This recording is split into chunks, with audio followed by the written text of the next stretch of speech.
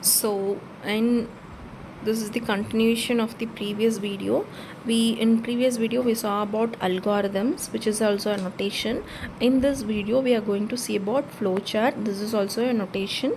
Okay, um, let's move on towards the topic. So flowchart. Okay, this is one of the notation. What is flowchart? Flowchart is defined as the graphical representation of logic for problem solving. Okay, here we are going to see how the program flows. Okay, first which instruction will execute, second which instruction will execute, and third which instruction will execute. We are going to see this flow, in which flow the program is going to execute. Okay, so this is the major aim of using flowchart to refer or see the flow. Okay, the purpose of flowchart is making the logic of the program clear in a visual representation. Okay, so in flowchart we have various symbols. Each symbol represent a name. That means each symbol is used for a purpose or perform a function. Okay, the first one is a rectangle symbol. It is used for process. The function of this is to indicate any type of internal operation inside the processor or memory. It represents the process, what type of process, what type of internal process is taking place. So second symbol is parallelogram, which is given name as input or output. What function it does is, it is used to represent the input we got from the user, or output we are going to display to the user. So for this purpose we are using this parallelogram. Then for third, diamond shape is used for making decision. Okay, used to ask a question that can be answered in a binary format, yes or no, or either true or false. The next one is a circle, which is named as connector. This is used to allows the flowchart to be drawn without intersecting lines or without a reverse flow. Okay, the next one is the barred parallelogram. It is used for it is named for predefined process. Then this is used to invoke a subroutine or an interrupt program. Next one, rounded rectangle, which is rounded in its corner. This is called terminal. The name is terminal. It indicates the starting or ending of the program, process, or interrupt program. Next, these arrow marks are called flow lines, which represents or shows the direction of flow. Okay, the next we will be seeing about the rules for drawing a flow chart. A flow chart should be clear, neat, and easy to follow. The flow chart must have a logical start and finish. Only one flow line should come out from a process symbol. There cannot be many flow lines which that must be coming out of the process symbol is only one.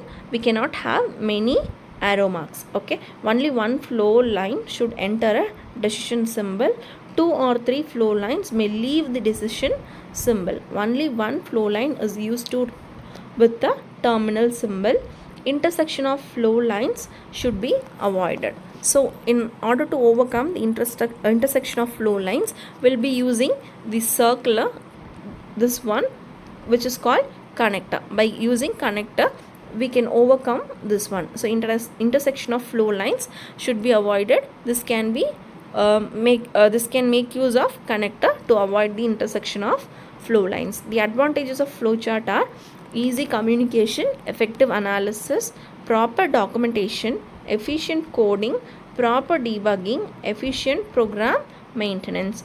In same way as we have advantages of flowchart, we have also disadvantages of flowchart. The first disadvantage is complex. If the complex is logic, the flowchart also becomes complex, and which is a very tedious process to create the flowchart. The second one is alterations and modifications. The third one is reproduction, and the fourth one is cost. So these are the rules for drawing a flowchart.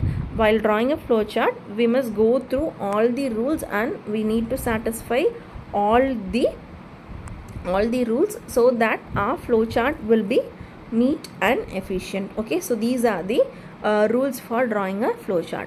So we have advantages and disadvantages of flowchart. Okay, so let's see an example for the flowchart. So to find the sum of two numbers, the algorithm will be, we are going to start, read A and B values from the user. We are going to add that values and store it in C. Next we are going to display the value in C. Then we are going to stop this algorithm. So for this algorithm, the flowchart will be like this. So start, stop, we will be using rounded, corner rounded rectangles. So start, stop is represented with the help of corner rounded rectangles. So next parallelogram, which is used for representing the input and output. So reading input from the user, this is means input, and write C, this is the output. Next process is represented by the rectangle. Okay, so the program is this one, hash include stdi.h int main. We have declared three variables. We have prompted the user for entering the value of A and B. So we are going to print the sum. Okay, so this is the algorithm for sum of two numbers, and this is the flowchart for sum of two numbers, and this is the program for sum of two numbers.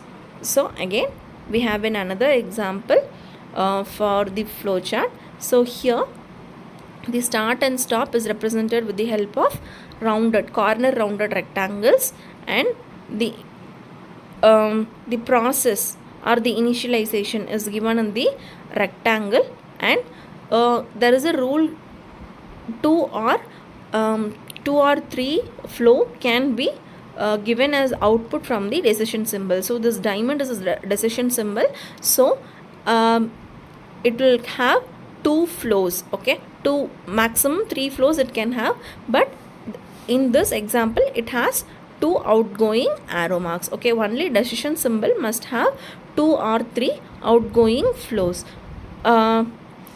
Except that decision symbol, no such states have more than one arrow marks flowing out from the particular symbol. Okay, so this is the flowchart for sum of first 5 natural numbers. Thank you.